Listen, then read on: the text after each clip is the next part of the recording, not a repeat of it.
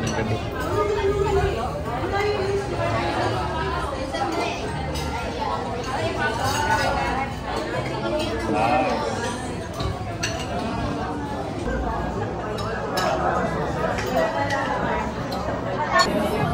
Ibigay ko sa'yo.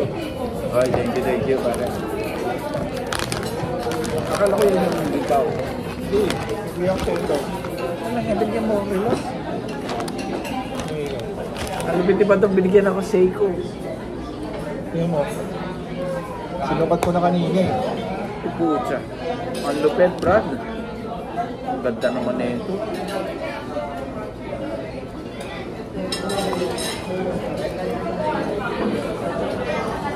I-ano mo na lang. Adjust mo na lang. Oo. Paano ba magtanggal? Ayun. Malaki. Kaso, dapat pa-adjust ko eh. Ganda, pre. Mayroon paghanap ng ganyan. Lalap mo ako ah. Love na love ako ni Badong. Badong. Thank you very much sa Seiko. Ito yung warranty ah. Sa loob. Oo. Sige, wala ka na. Thank you. Nag-abala ka pa. Eh, binili ko yung kahapon eh. Wala eh. Nagpahapon ka pa. Wala.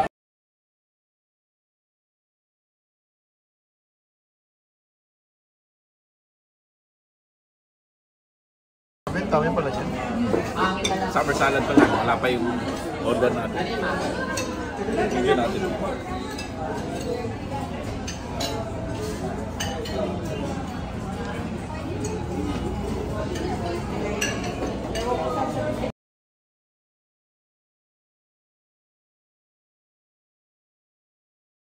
Tsaka sila, hindi sila nagpapaalam.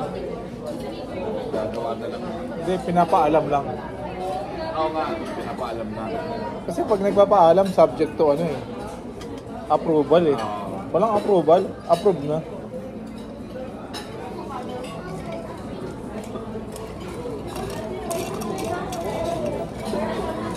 Pero tingin ko naman na-train mo na ng maayos. You know? Na-train mo na ng maayos. Nahihinaan ako. Nahihinaan ako. Katulad, Pagiging handyman nila. Hindi handyman usually. katulad ng ano, yung alternator, yung sasakyan. Kasi mahina ko marga yung alternator. So sabi ko, nakita lang nila nag-start, gagamitin na. Sabi ko, pagka nagka-problema kayo, huwag niyo akong tatawagan. Sige, gamitin niyo, okay lang. Oo, kung mahina mag-charge yun. Pagka tumiri kayo, huwag niyo akong tatawagan, hindi ko kayo tutulungan. Huwag kayo mag-expect sa akin. Sabi ko. Pero sige pa rin siya.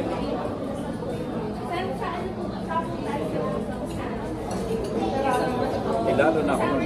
Sabi ko siya paano yung first experience ko sa unang kotse namin na Volkswagen. Na flat, Brad. Oh. Eh, napakapayat ko, Brad. 50 pounds lang yata ako, Brad. So may cross lens siya mo. Hindi ko matanggal. Na-jack ko. Ay, ang galing naman. Maraming tanggal. Pwede may dumaan lang. Pwede mo makitanggal. Wala nun, lagi na ako may dalang tubo. Para maganda yung leverage ko. Siyempre, ikaw, gagawan mo ng paraan yun, di ba? Wala, ako lang din lalaki, no? Wala sila, ang pinaka-ano nila, tatawag yun. Tatawag lang. Tawag ng mekaniko o ina-expect na ikaw? Hindi, ako ang tatawagan, tapos ako yung problema. Sila, petix lang. Na, Oo. Hindi, one time paano yun? Tama yun. Para makaranas naman. Problem solving skills doon. Magaling sila sa theoretical. Ito sa days. Thank you. Semi-HR kasi siya. HR sa... Tapos, kailangan daw nila ngayon, creative content creator. Oo. Sabi ko, ano yung creative content creator? It doesn't matter kung kahit na ano, basta magsusulat ka lang regarding your field of expertise. Ha? Ang gagaling pero, sabi niya, gagaling daw mag-isip, class. Pero one time, may isang empleyado na sila. Alam mo, future is yung mga editors, scriptwriter, screenwriter, videographer, kasi lahat ng tao magiging ano eh. Lahat ng tao magiging ano eh, yung content creator. Ang customer nila Dave. Sarap sa GPT. ChatGPT? Ah? Eh, yung mga platform ng ChatGPT. So, kailangan nila ng mga ano, para may upload doon. One time, may isang empleyado.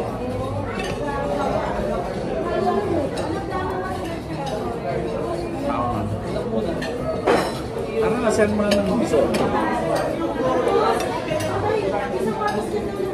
Gusto rin mag-resign at ano? Gusto i-demanda yung ano, yung biso. Dahil it gave me a headache and migraine and stressful, the stress. Walang yan. Sabi ko, tulog na. Stress na sa'yo yun. Pagalitan ka lang.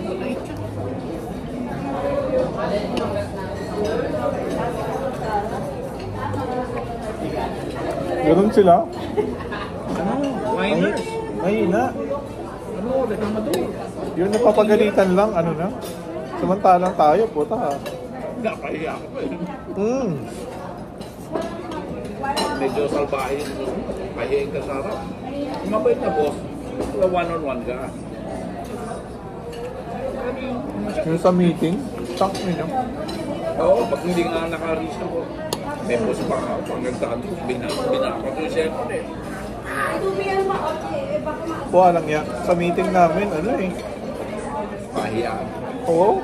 Meeting namin, sumasakit ang ulo ko pagkatapos. Bili ko. Naman na. Hindi mo pa na-reach ko. Tamo.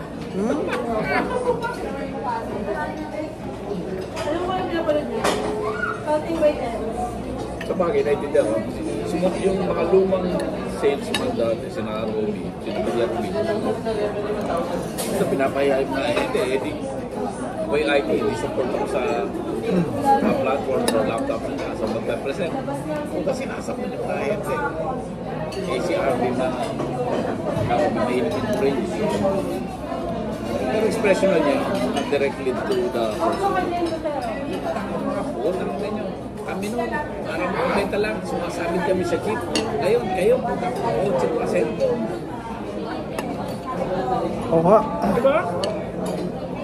Old salesman. Hindi mo sila pang-coaching eh. Higit ka. Kasi isang araw ko lang nag-ano eh, nag-celebrate. Tapos trabaho ulit.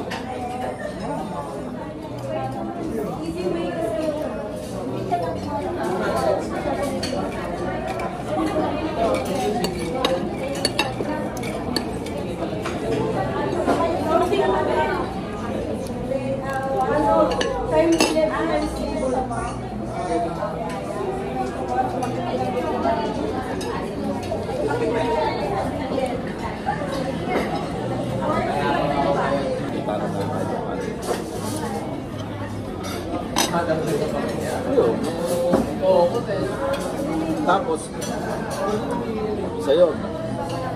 Yung ano naman, Dapat may mic na ako yung lapel. yung si barkada ko, best friend ko na si Jojo, yung anak niya parang, sabi niya na nagre-recruit. Parang may project siya nang gagawin. Pinagpipilian niya, isang taga-PUP, isang taga-UP. Sabi ng anak niya, Dad, wala mo pala pinili ko. Yung PUP pinili ko. Oo. Kasi gusto lang ko magtrabaho. Ang UP wala yan. Puro rin. Wala pa ako mag-reklamo na. Mas magaling pa sa akin eh. Gagawin. Kaming mag-isip ha. Kasi rin, maghito ka pa. Ang galing mo na, dami mo na kaya. Yung akala nila, ano, Sila na ang the best. Oo, pero magaling kayo sa books. Sa application, may ina.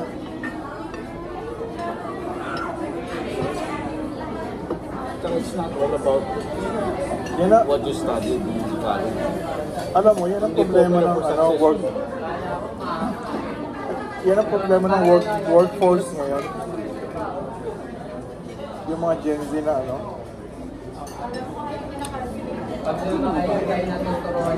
Meron isa.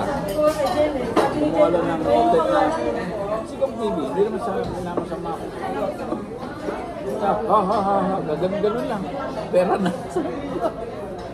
Yun pa.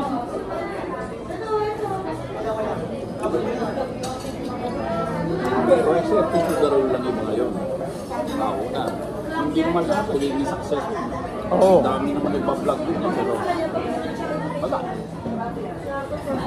Ang pinaka-favorite ko si na gusto ko yung tawa ko ng tao. Si Ninong Rai. Yung nagluluto. Oo. Nagtuwa talaga ako. Pero, yun mo, after ilang years, slow down din. Bumabalik na niya. Yung views. Oo. So, ang sustainability, ang hirap din. Oo. Ang hirap ng sustainability. Maraming competition. Kailangan mo lagi ng bagong pakulo talaga.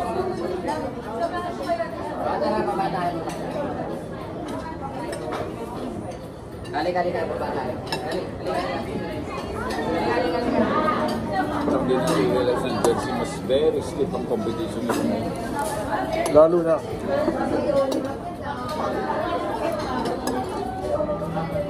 Tapos at the end of the day, pag inanalyze nila yung buhay nila, ito lang ang buhay ko. Masyadong ano sila, continuous struggles. Ano tayo galing sa hirap, pare. Kaya pag nagka-problema, yan lang. Bye!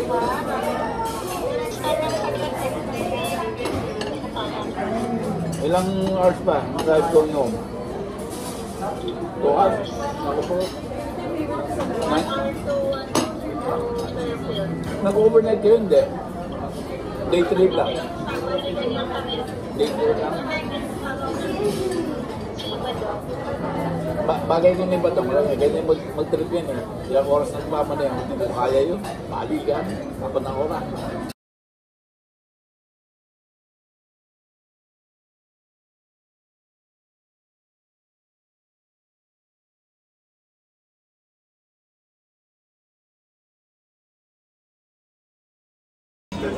Sabi mo, makakarating sa bayan na alas 12 pasado. Sila? Uy, solid yan. Sarap, no? Di ba? Puno lagi ito eh. Sabado lang naman ng gabi. Ay, linggo pa, hinga pa rin. Kaya sila nagtaho. Lake Tahoe? Ano ba yung Utah? California rin. Reno, Nevada. Ganon?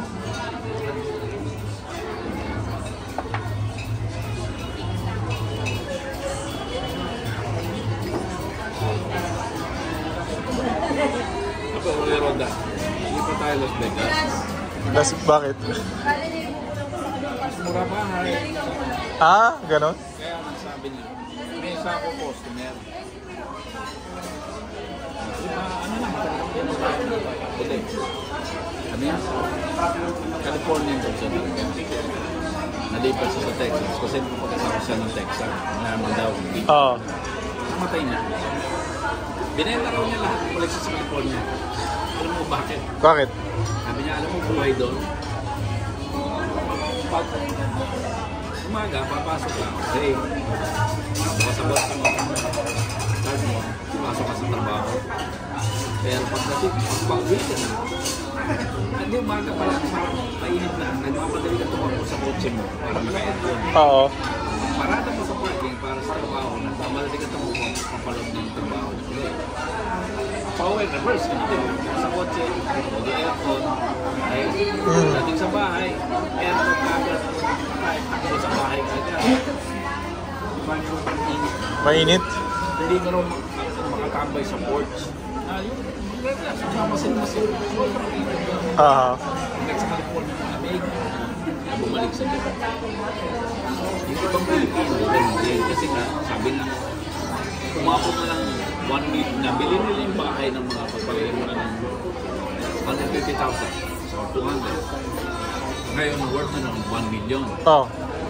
Ngayon, ang mga bahay sa Texas, 200,000 lang. Kung isento mo yan mo, di may 800,000 na pa. Pati sige. Malaki yun, ha? Oo, malaki 800,000. Savings, ha? Tanda ka na eh. Diba? Gusto mo na-enjoy yung pera mo. Hindi ba ito Texas? Bakit ganun sa US, no? Yung mga yung bahay nila tumataas, tapos ibebenta nila, tapos lilipat. Pagka tumaas, bibenta nila, no? Kasi bakit sa layo ng trabaho mo minsan, it's not to keep your property. Eh, mahal ng tax mo. Ang insurance mo. Kaya pala. Oo, bibenta mo talaga.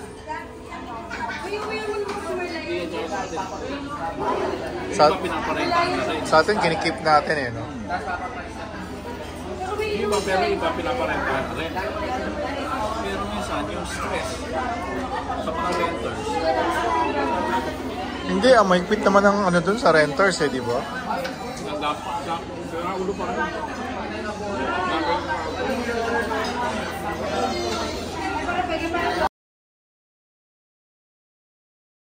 Mahal na.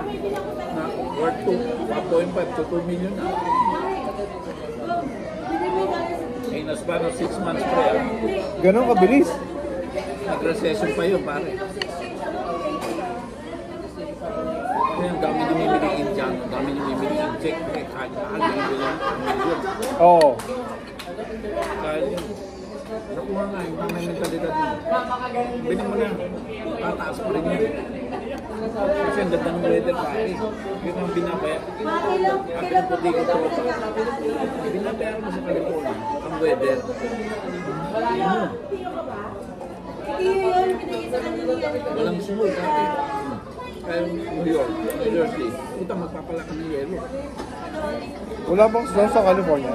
Mabundok lang. Pero hindi ka magpapala.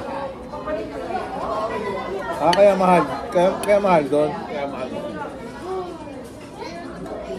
Hindi mo kailangan ng aircon, pare. Heater ang kailangan mo.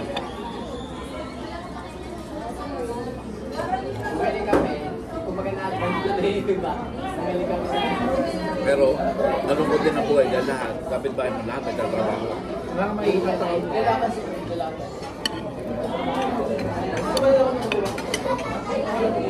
Pwede ba yung napapanood natin? Ba't ka lang mga tao yung mga bahay?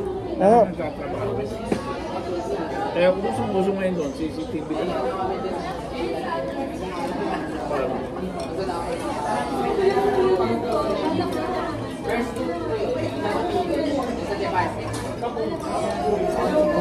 Masarap yung grill, lemon grill.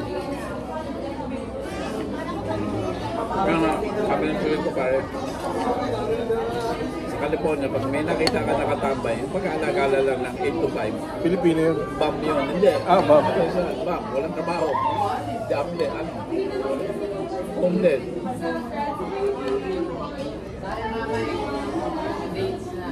At ang karaniwang bang homeless doon, veterans pa yun. Ha? Bakit? Magkano pension lang nila pare? 3,000. Kung ordinary ka, hindi ka opisyalis, hindi ka tenyente, hindi ka colonel. Lagay mo na 4,000. Ang minimum renta sa area ng California, 2,000. Magkano lang matitira sa'yo? 2,500. Insurance mo pa, gasolina mo pa. Bakit lahat doon may insurance, no? Visit na.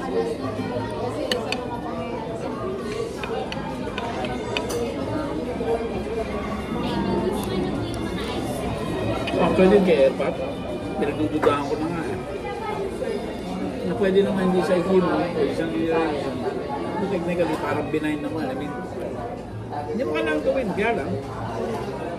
Kailangan nila maningil. Oo. Kasi treat ka namin.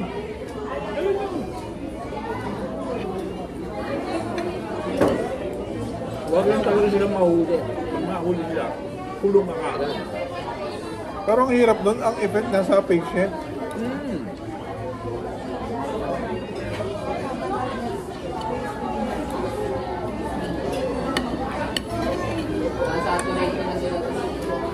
Kasi katulad ko sinabi ng nurse na Pilipina, kasi daw puro insurance.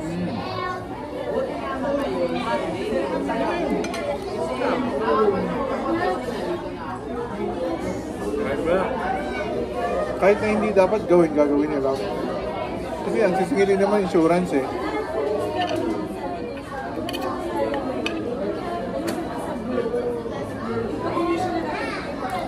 Kaya ang gagawin mo tayo.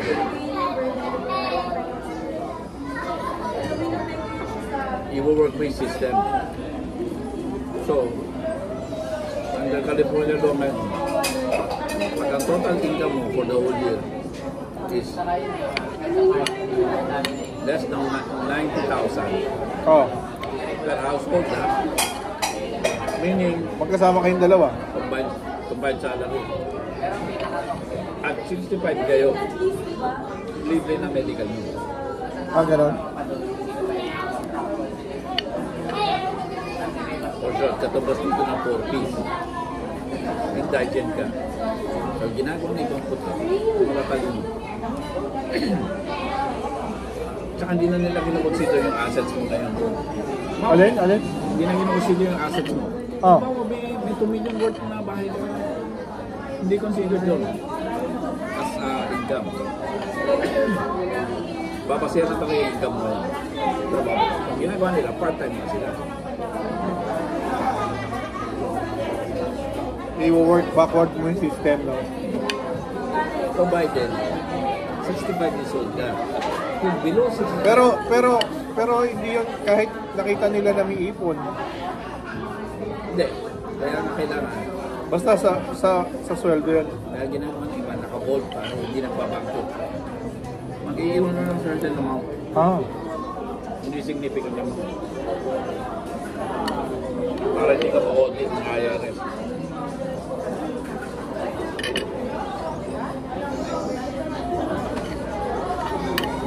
May iba nagbabayad ng cash lang.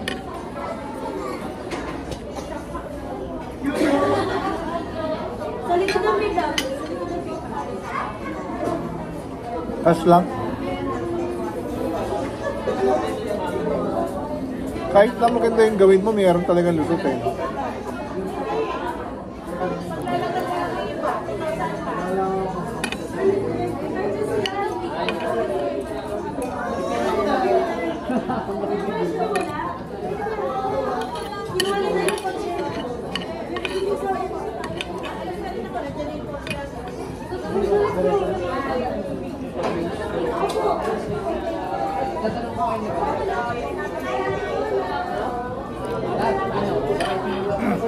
Kaya minsan, ang hirap. Karamihan gusto solo-solo na eh. Kaya na may kasama sa buhay. Nag-single? Para? Wala kang burden. Di ba, pag nagkasakit ka, pag nagkasakit ka, sino titingin sa'yo? Sino ang kukuha ng gamot mo? Hindi naman iba, dinideliver eh. Pipick upin mo sa parang Mercury. Ano ka pipick up na sa kaya kung di na ang gulapay? Oo. Kaya ibang matanda kumukuha ng Pilipino. Nag-aalaga na lang yun. Nakasawain.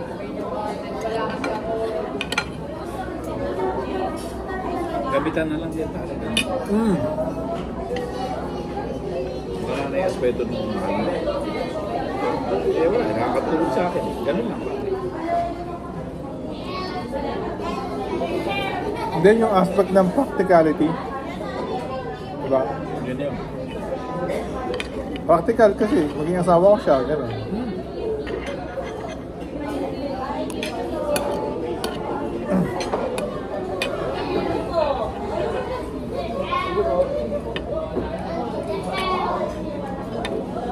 Perfect yung ano, chicken. Well seasoned siya. Sakto lang.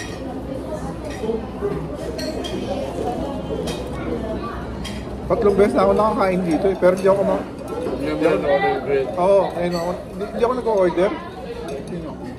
Wala. Kumakain lang ako ng konti lang. Sino madalas mo kasama sina? Para 6 months to 1 year sa Texas, ayaw na sa Texas. Gusto na bumalik na California. Ang problema. Hindi. Ay, ano to sandali? Kaya to. Hey, Bon, para sa ito. Ito yung paborito mong iced tea.